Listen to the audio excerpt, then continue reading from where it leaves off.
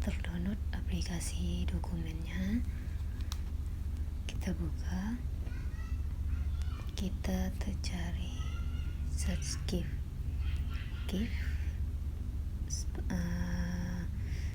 with video. Ini yang tampilan pertama, tulisannya seperti ini. Nah, sudah ada tampilannya seperti ini. Terus kita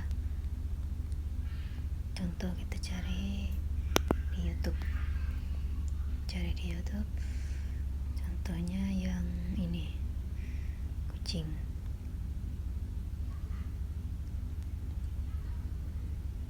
Ini videonya, kita salin link.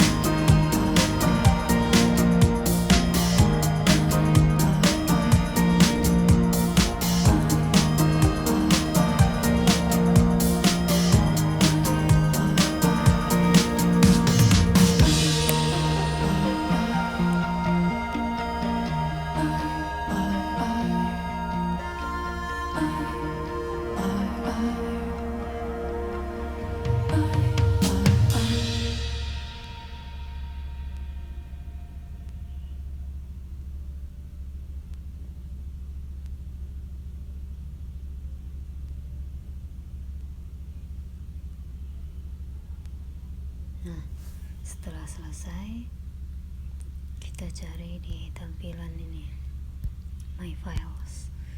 Nah, di sini ada My Files. Tadi namanya kucing ini.